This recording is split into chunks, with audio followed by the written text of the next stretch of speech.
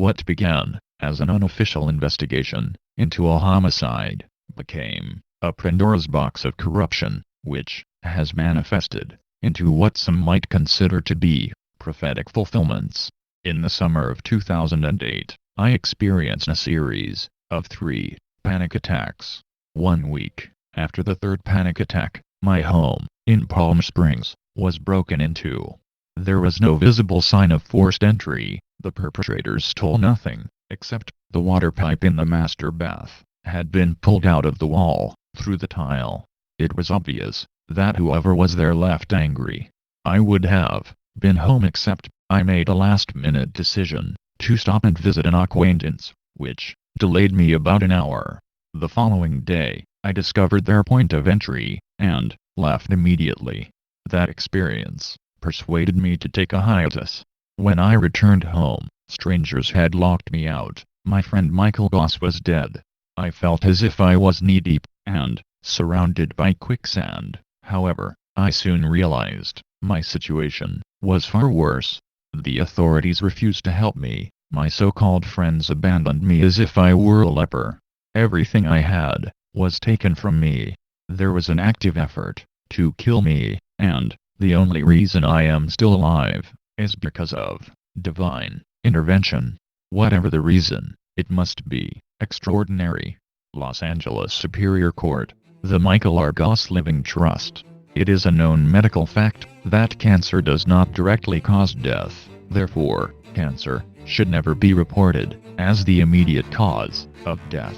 According to this report, Michael Goss was last seen alive on February 13, 2009, and he was diagnosed with cancer on January 23. Yet, according to Dr. Goodman, Michael had the condition for years. Dr. Goodman also claimed Michael died at exactly noon on Valentine's Day, while supposedly at Cedars-Sinai Medical Center. But ultimately, dishonesty is indefensible, because according to Dr. Goodman, the last day anyone saw Michael alive was on February 13, 2009, which was also the day the estate trust was signed. If Michael had in fact died in the middle of the day, at a very busy hospital, as Dr. Goodman claimed, then how come no one saw him alive during the 12-hour time period prior to his time of death? Nonetheless, based on Dr. Goodman's report, the last people who saw Michael alive were Dr. Goodman and the attorney for the estate, who I have since discovered may be wanted by the FBI, because this individual sent me an anonymous message that read, "Love to play with you." I received another anonymous message that informed me Michael Goss was injected with a lethal dose of beta-blocking agent, which caused his heart to stop. After a second fraudulent probate case was filed, I paid the filing attorney a visit. I also filed a criminal report with the Attorney General's office, and then I took copies of the documents to Cedars-Sinai Medical Center's Legal Affairs Department. When I brought this matter to their attention, I was informed Michael Goss was not one of their patients. My investigation was successful. Not only did I uncover the truth behind Michael Goss's murder, but I was also able to narrow down a list of possible suspects. I was certain the district attorney would stop ignoring me and start taking me serious, and in fact, the district attorney's office finally acknowledged me. However, it was to inform me that Michael Goss died from real estate fraud, and since his estate was valued at over $10 million, it did not meet the $300,000 prerequisite to justify for an investigation. Since Michael's death, I have been attacked with slander and defamation by the authorities, as well as the media.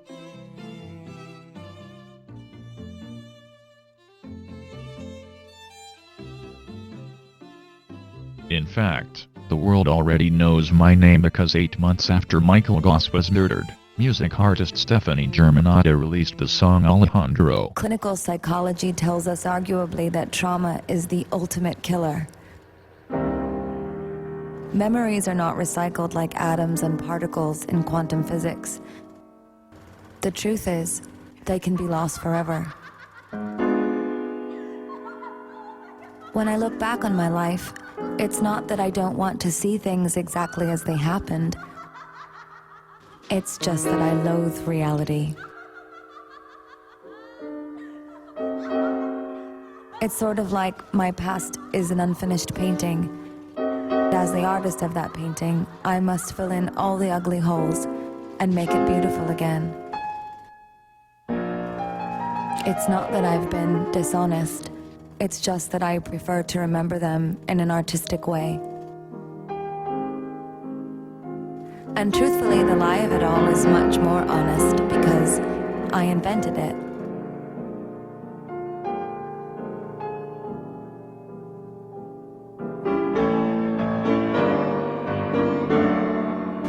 I'm gonna be a star. You know why?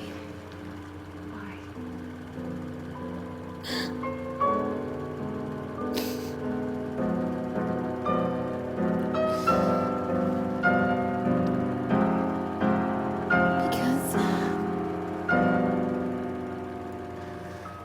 I have nothing left to lose. Be someone important.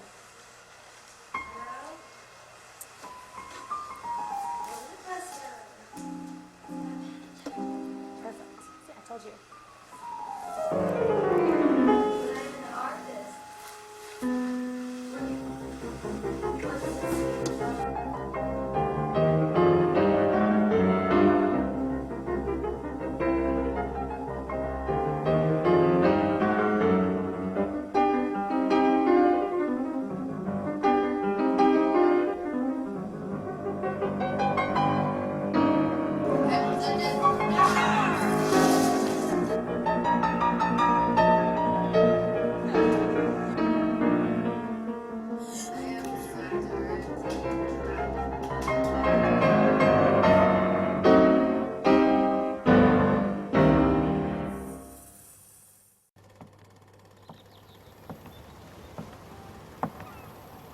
You may say I lost everything.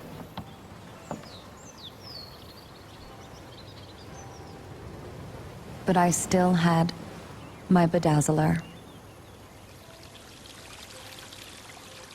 And I had a lot of patches, shiny ones from M&J trimmings, so I wreaked havoc on some old denim.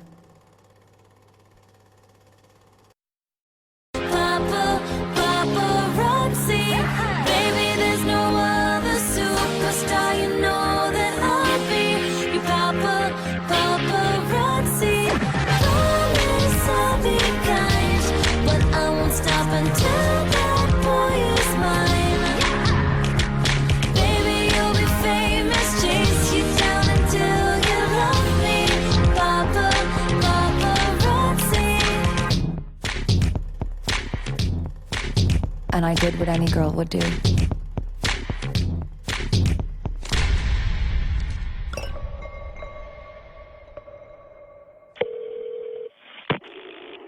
911 emergency. Hello? I just killed my boyfriend.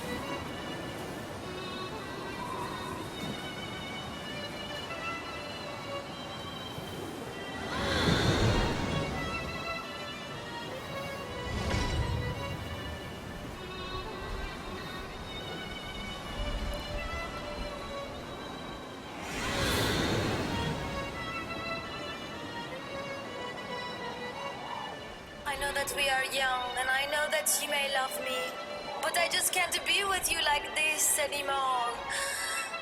Alejandro.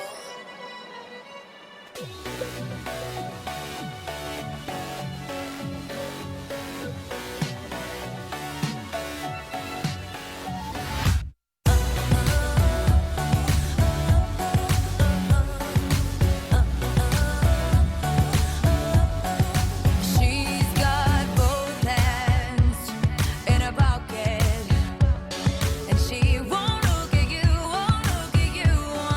She hides true love, superseo. She's got a halo around her finger, around you. You know that I love you, boy, hot like Mexico. Rejoice at this point, I've gotta choose, nothing to lose. Don't call my name, don't call my name, Alejandro. I'm not your babe, I'm not your babe, Fernando. Don't wanna kiss, don't wanna touch, just smoke my cigarette and hush. Don't call my name, don't call my name, Roberto. Alejandro, Alejandro.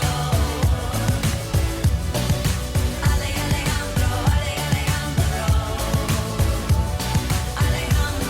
Alejandro. Alejandro, Alejandro. Stop, please. Just let me go. Alejandro, just let me go. Which proves Ms. Germanata was privy to my ordeal, because she has made too many references in her work to my specific situation to be considered mere coincidence, and she must have known about me because there would have been no other way of knowing this information, because my information was not made public until August of 2012.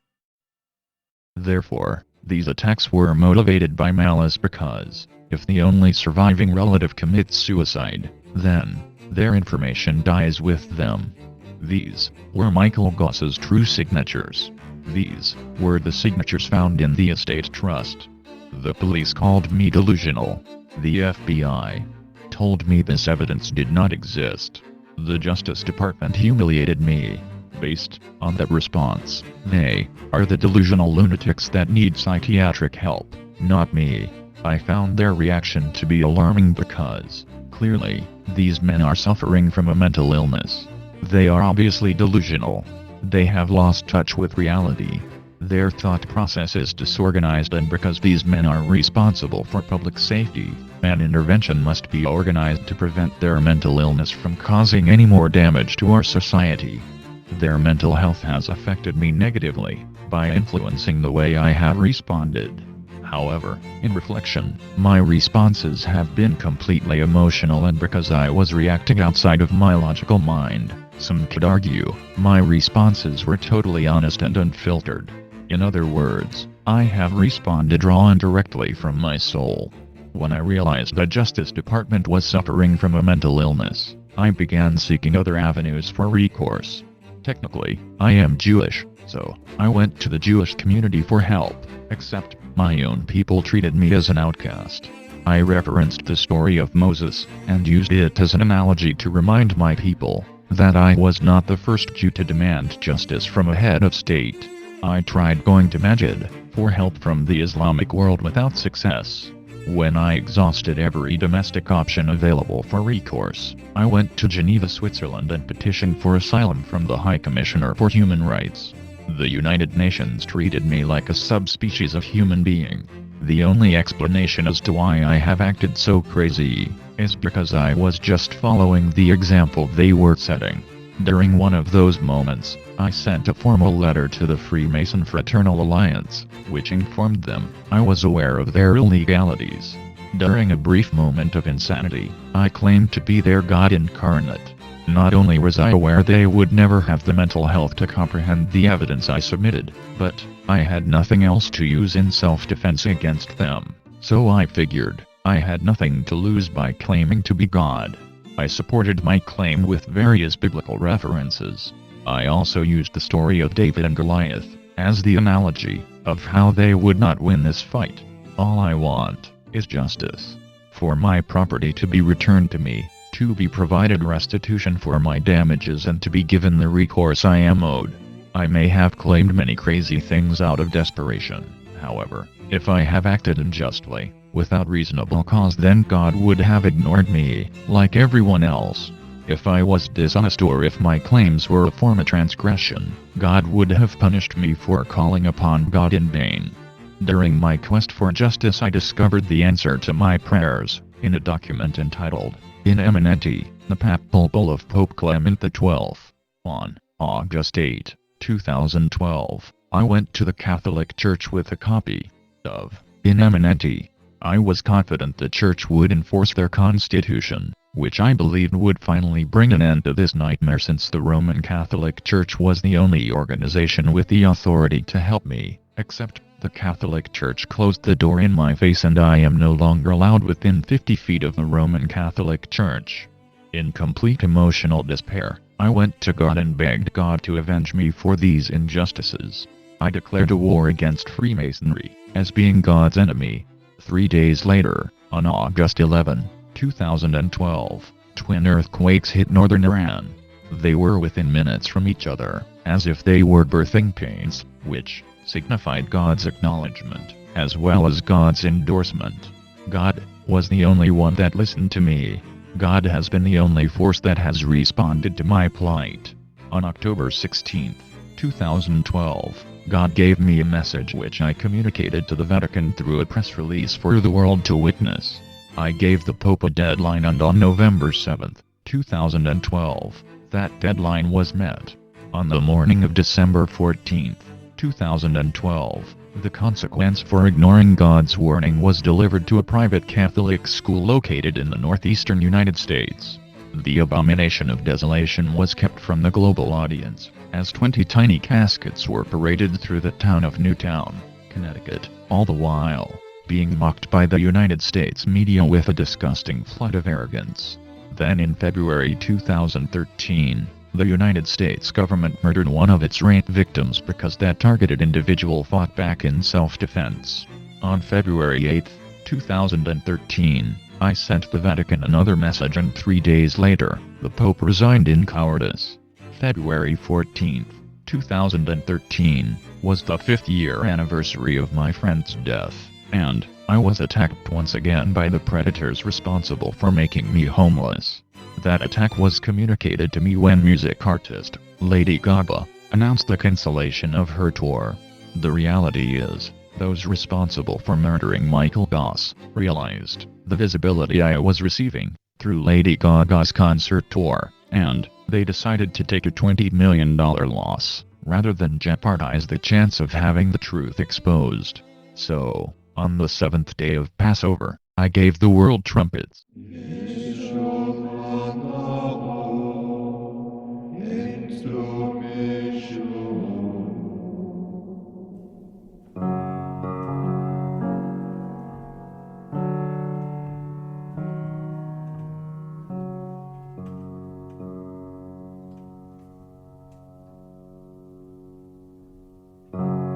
I saw the posters popping up around the city, pale blue and washed out red. I went down to the arena, pushing through, hoping I'd run into you. Sweet, freshly scrubbed smell of the crowd, all the excitement in their eyes. We were all made young when he stepped onto the stage, like an animal escaping from his cage. Raise the trumpet, sound the drum. He whom the prophets spoke of long ago has come.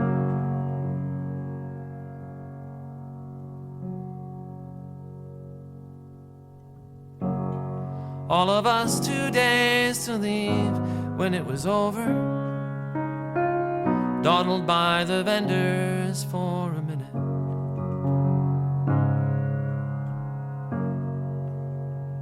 gathered underneath a summer sky. I was hoping you'd pass by, but though I didn't see you that day or the next, I'm pretty sure that you were there, making your way among the young and happy horde, headed down to your reward. Raise the trumpet, sound the drum. He whom the prophet spoke of long ago has come.